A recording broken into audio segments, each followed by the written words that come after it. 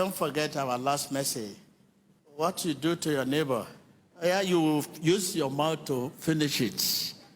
What you do to your neighbor, you do to God. So what you are doing to us is not fear. You don't give us any breathing space. I was passing around 2 a.m., 3 a.m. in the morning, and I was seeing people hanging. Can you imagine the workers? Since yesterday, the worker in the house of God, they have not slept. They can't leave you on main road in the night and sleep.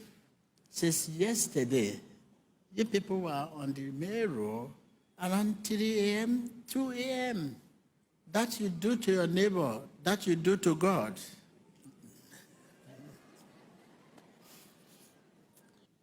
You remember last meeting, it was air conditioned throughout. We put on from beginning to the end. And you know the cost of air condition. Let us reflect on our social life. The cost of running our air condition, generator, and the worker in the church today. We cannot begin bothering the stressed people. I mean, the sick one, the poor one, asking for financial support. Though it is scriptural. But the question remains, whom are we asking for support? The distressed, the sick, the poor. When you are delivered, your thank you is a blessing from God. When you are healed, your thank you is a blessing from God. But when you are distressed, your thank you is distress. Because you are your thank you. Tell your neighbor. I can hear you. Because you cannot live above your word. I am my thank you. You are your thank you. That is why most gifts today is a curse, not a blessing. You say people will greet you, good morning, daddy. Most of good morning, daddy, good morning, sir, are a curse, not a blessing. Most offering we collect in the churches all over the world are a curse, not a blessing. I mean, I am my thank you. You are your what? Tell your neighbor. You are your what? Because you cannot live above your word. You are your thank you. I am my thank you. This is why most gifts you receive today are a curse, not a blessing. This is why most blessings you receive are a curse, not a blessing. This is why you have to be very careful. After the service, you see whom to collect offering from. How will you know the distress? How will you know the sick? How will you know the poor? After their deliverance, you will know them. You will know whom to collect blessing from. If you don't ask you offering this, that, not that we don't know, not that it's not scriptural, but it's scriptural. Whom are we asking for financial support? Whom? That is the question. So I want to leave you here. Thank you. Thank you. Rise up.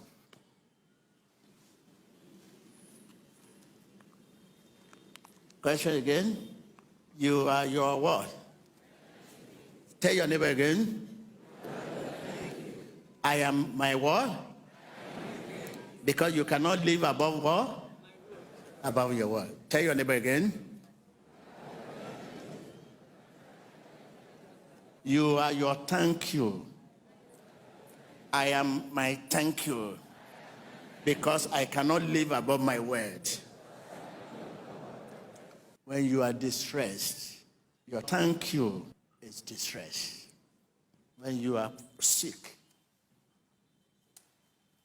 your thank you is sick. So for me to stand here now and begin to say your offering, your thanksgiving, your this, your that, from whom? The sick one, the poor one, the rich one? Your heart will tell you whom you are. It's a thing of the heart. We have received a lot of email. People keep sending to us. No offering, no thanksgiving, every living water services, no thank you, we ask offering from whom?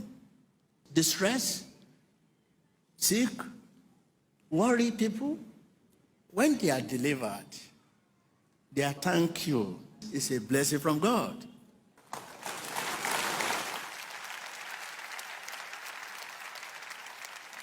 And they immediately ask you, who are you? What's the problem? You say you have cancer and you move to the mountain.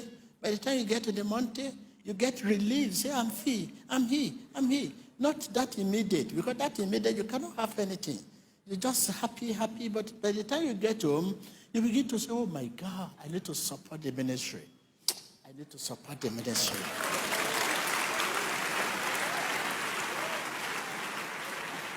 The next thing is, I need to support this ministry. I've spent so much fortune over this trouble. I need to support this ministry. But for now, you don't have. But getting home, I need to support the ministry. The word I need to support the ministry will also bless you to bless ministry.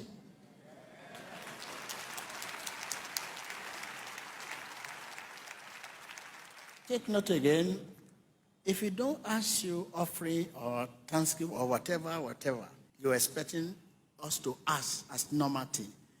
It's scriptural to ask, but whom are we asking? Is it distress? Poor one? You see many people, they look beautiful, big, handsome.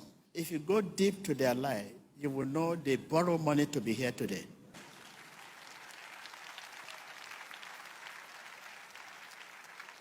And we ask them to share us out of the money they borrow for offering.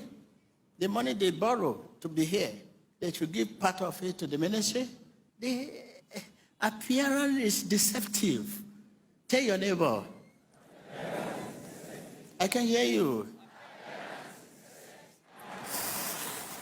Appearance is deceptive. See people with beautiful gown. You see them, the appearance is, oh my God.